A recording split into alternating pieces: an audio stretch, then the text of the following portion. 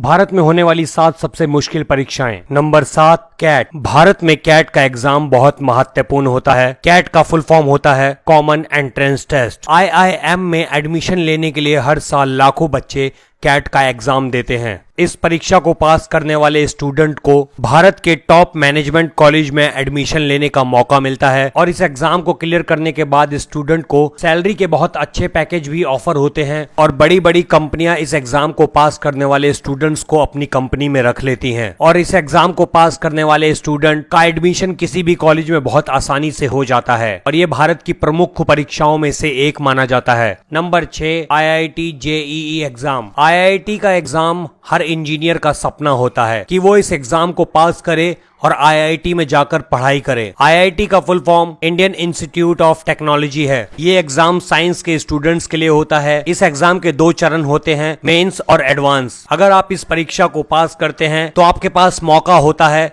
कि आप भारत के सर्वोत्तम कॉलेज में जाकर पढ़ाई करें और हर साल लाखों बच्चे इस परीक्षा को देते हैं और उसमें से 0.7% बच्चे ही आईआईटी में एडमिशन ले पाते हैं। Number 5, CLAT. क्लैट का full form common law admission test होता है। वकालत की पढ़ाई में इंटरेस्ट रखने वाले बच्चे इस एग्जाम को देते हैं और इस एग्जाम को पास करने के बाद आप भारत के बेहतरीन लॉ कॉलेज में एडमिशन मिल जाता है और हर साल भारत में 50,000 से ज्यादा बच्चे इस एग्जाम को देते हैं। लेकिन भारत के लॉ कॉलेज में सीट कम होने के कारण बहुत कम छात्र ही इस परीक्षा को पास कर पाते हैं और इस परीक्षा को पास करने के बाद स्टूडेंट लॉ कॉलेज में जाते हैं और वहां से वकालत की पढ़ाई करके देश के सर्वोच्च न्यायालय में अच्छे पदों पर नियुक्त हो जाते हैं। Number 4, chartered accountant. कॉमर्स लेते ही हर बच्चा सोचता है कि वो आने वाले वक्त में एक अच्छा सीए बनेगा, लेकिन ये एग्जाम भारत का इतना मुश्किल एग्जाम है कि इस एग्जाम को बहुत कम बच्चे ही पास कर पाते हैं। सीए की परीक्षा को पास करने के लिए आपको 7 पेपर पास करने होते हैं, जिनको पास करने के लिए लोग सालों बिता देते हैं। ये परीक्षा भारत की बहुत मुश्किल परीक्षाओं में से होती है, इसीलिए सीए की तैयारी करने वाले अक्सर काफी सारे स्टूडेंट इस परीक्षा को बीच में छोड़ देते हैं और वो अपने सीए बनने का सपना भी